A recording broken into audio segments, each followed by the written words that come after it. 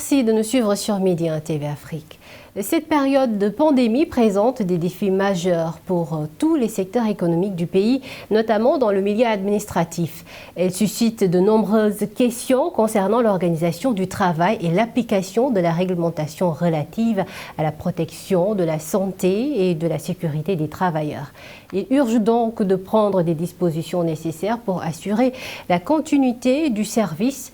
Pour lutter contre la propagation de la Covid-19 au Sénégal, le ministre de l'Emploi, de la formation professionnelle, de l'apprentissage et de l'insertion a recommandé aux administrateurs, directeurs généraux, directeurs, chefs de projets et programmes de privilégier le télétravail au niveau de leurs services pour limiter la présence physique du personnel.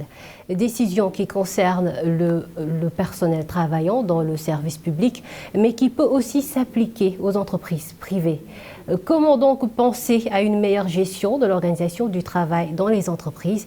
Justement, pour en parler, nous sommes en compagnie de Cheikh Bamba Ndao. Il est digital manager et blogueur tech. Monsieur Ndao, c'est un plaisir de vous recevoir sur notre plateau. Merci beaucoup, Madame Tissé. Tout le plaisir est pour moi et au passage, saluer tous les téléspectateurs de Midi TV. Merci à vous. Alors, dans des entreprises comme celle sénégalaise, quelle est selon vous la meilleure façon d'organiser le télétravail en cette période de pandémie? Voilà, donc il est vrai qu'il faut peut-être dire que aujourd'hui nous nous appuyons fortement sur la technologie pour ne pas avoir un arrêt de travail au niveau des services, au niveau des entreprises, en tout cas, qu'elles soient publiques ou privées. Aujourd'hui, l'une des meilleures formes, ce serait d'abord d'instaurer un peu cette culture numérique aux employés des secteurs, surtout du public. On a vu qu'au Sénégal, précisément, dans le secteur du public, avec des professionnels qui n'étaient pas vraiment en contact avec l'outil numérique, ça a posé quand même pas mal de problèmes au début de la pandémie avec le télétravail. Donc aujourd'hui, nous voyons que nous allons fortement nous reposer et ça l'a montré à suffisance qu'aujourd'hui la technologie constitue un relais fiable, en tout cas pour ne pas avoir un arrêt de travail. Tout à l'heure, vous avez dit nous n'avons pas cette culture, la culture du télétravail. Et donc, selon vous, pensez-vous que nous sommes vraiment bien préparés pour faire face à la continuité de ce service en télétravail? Disons que nous n'avons pas le choix. La continuité des services, surtout publics, doit s'opérer. Toutes les entreprises publiques doivent continuer de fonctionner parce que c'est une pandémie quand même, rappelons-le, dont on ne sait pas quand est-ce que ça va finir et aujourd'hui les chiffres augmentent de plus en plus, on parle de deuxième vague, etc. Aujourd'hui, nous n'avons plus le choix. Il faut que cette culture numérique puisse s'installer au cœur même des entreprises et au cœur même surtout des sociétés publiques. On a vu la forme de télétravail aujourd'hui la plus répandue, ou sinon l'un des outils les plus utilisés, c'est Zoom. D'autres ont commencé à s'approprier de ces outils-là. On parle de Zoom, on parle de Google Meet, Google, etc. etc. Et nous n'avons plus le choix. Il faut qu'on puisse s'adapter par rapport à ces outils technologiques, les utiliser, sinon effectivement l'organisation va en être impactée. Très bien. Et certains chefs d'entreprise craignent cette réduction de leur personnel en présentiel, estimant que leurs employés seront mieux concentrés en entreprise qu'à partir de chez eux. Partagez-vous cet avis? C'est relatif. Moi, je suis un habitué du télétravail depuis quand même pas mal d'années. Et effectivement, je suis plus productif chez moi que si je viens au bureau. Donc, c'est peut-être un avis mitigé, beaucoup ne le partageront pas. Mais effectivement, la rentabilité au niveau de l'entreprise est qu'ils vont économiser en tout cas tout ce qui est charge fixe. C'est du courant, c'est des ordinateurs qui s'allumaient en permanence, c'est une connexion Internet, ce sont des charges d'eau, etc., qui est réduite en tout cas. Donc, c'est un avantage, mais il faut dire que beaucoup d'entreprises ont opté pour cette forme de télétravail, de faire rester les employés chez eux.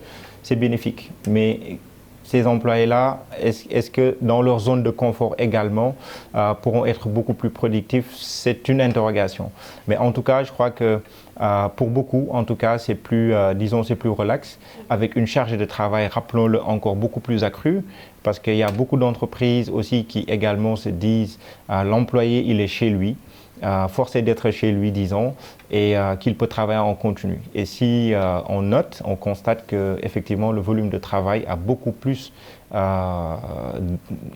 évolué que si c'était en présentiel au niveau de l'entreprise. D'accord.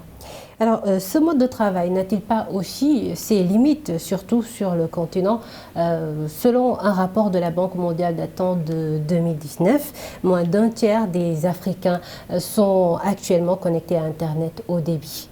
Nous savons aussi que la problématique de l'accès à l'électricité pose un problème. Effectivement, et je partage tout à fait les chiffres qui sont sur ce rapport de la Banque mondiale. Écoutez, c'est l'un des principaux problèmes dont nous sommes confrontés aujourd'hui en Afrique. Je prends l'exemple du Sénégal. Nous avons quand même une certaine connectivité,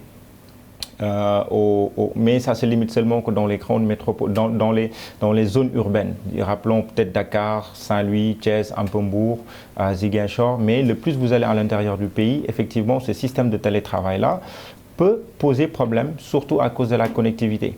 Donc, il est vrai que l'utilisation du smartphone au Sénégal est très avancée. On a plus de 113%, si je ne me trompe pas, d'après les chiffres de la RTP, d'une pénétration mobile.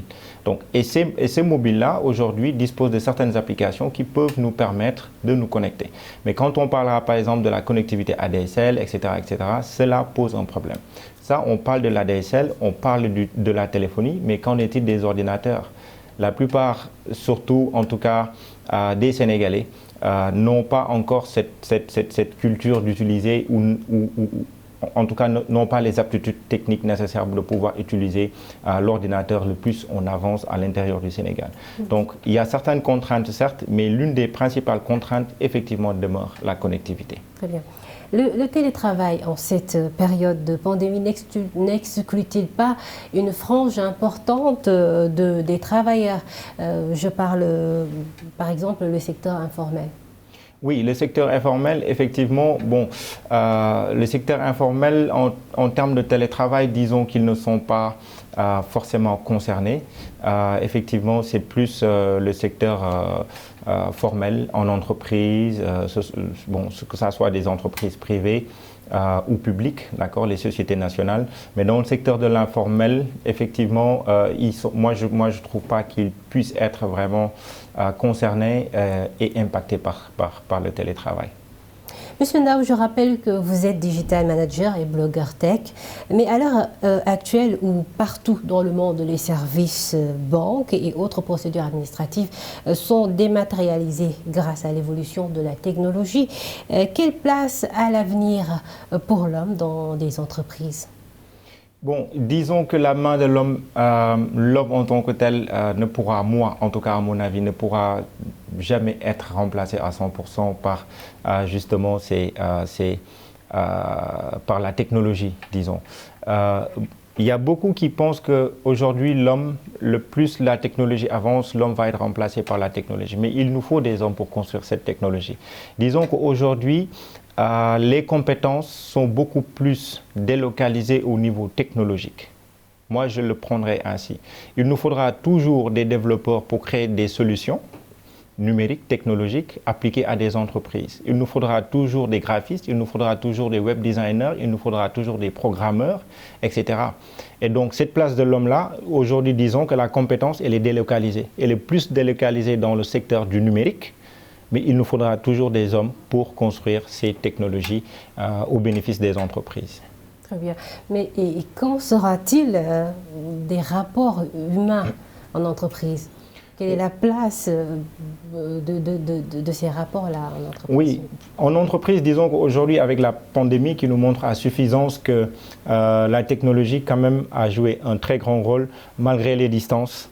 Elle a pu quand même rapprocher et les travailleurs et tout simplement les individus au niveau de la société. Donc ces rapports sociaux-là, effectivement, diminueront de moins en moins, donc en contact physique en tout cas.